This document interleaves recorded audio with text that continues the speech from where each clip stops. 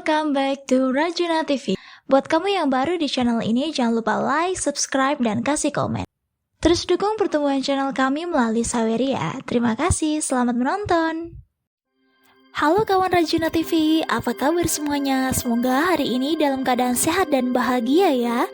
Hari ini kita akan membawakan tentang kisah Jataka seekor sapi yang baik atau Kanha Jataka. Selamat menonton.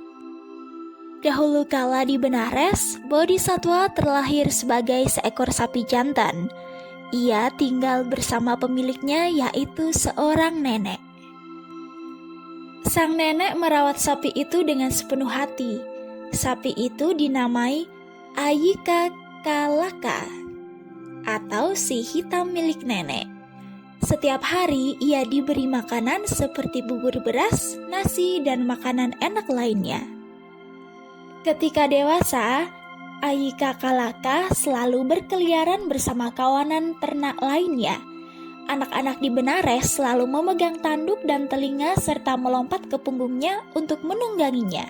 Atau mereka akan menarik ekornya untuk bermain-main, kemudian memanjat ke punggungnya.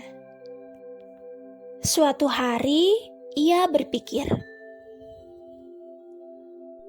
"Ibuku sangat miskin. Ia telah membesarkanku dengan segenap usahanya, seakan-akan aku adalah anak kandungnya sendiri. Bagaimana jika aku mendapatkan sedikit uang untuk meringankan penderitaannya?" Hingga suatu hari, seorang saudagar muda dan juga gerobak serta ratusan sapi-sapinya terjebak di sungai. Ratusan sapinya tidak mampu menarik gerobak untuk melewati sungai. Sementara itu, Bodhisatwa sedang bermain bersama kawanan ternak lainnya di sekitar sungai itu. Saudagar muda lalu melihat Ayika Kalaka yang bertubuh besar. Ketika melihat Bodhisatwa, ia merasa yakin sapi itu pasti mampu untuk menarik gerobak-gerobaknya melewati sungai. "Siapakah pemilik hewan ini? Jika aku boleh mengikatkannya pada palang untuk menyeberangkan kereta-keretaku, aku akan membayar jasanya." "Bawa dan manfaatkan saja dia. Majikannya tidak berada di sekitar sini." Saat saudagar itu memasangkan tali dan mencoba membawanya pergi, Bodhisatwa tidak mau bergerak. Menurut apa yang diceritakan secara turun-menurun, ia tidak mau bergerak sebelum mereka sepakat tentang bayarannya. Lalu saudagar itu berkata, "Teman, jika kamu bisa menarik ke-500 buah keretaku untuk menyeberangi sungai, aku akan membayar 2 keping uang untuk per kereta. Atau 1000 keping uang secara keseluruhan." Setelah sepakat, Bodhisatwa bergerak tanpa perlu didorong lagi. Ia pergi ke sungai dan mereka mengikatnya pada kereta milik saudagar itu. Ia menarik semua kereta hingga sampai di seberang sungai. Setelah Bodhisatwa selesai melakukan tugasnya, saudagar itu kemudian mengikatkan satu rangkaian koin sejumlah 500 keping ke leher Bodhisatwa, atau harga untuk satu kereta hanya 1 keping saja. Lalu dalam hati sang Bodhisatwa berkata, "Orang ini tidak membayar sesuai dengan perjanjian. Aku tidak akan membiarkannya untuk meneruskan perjalanannya. Aku rasa kau tahu kalau upahmu kurang, maka inilah bayaran 1000 keping emas karena kau telah membantuku menarik keretaku untuk menyeberangi sungai." Bodhisatwa langsung berlari pulang dan menghampiri ibunya.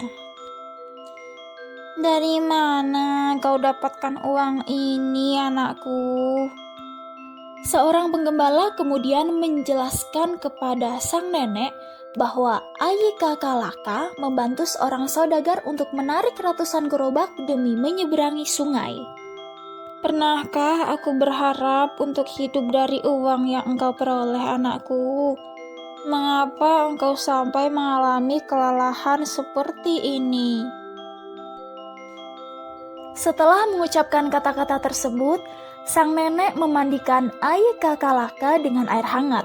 menyikat seluruh tubuhnya dengan minyak, memberikan minuman dan menyuguhkan makanan yang sepantasnya untuk Ayika Kalaka.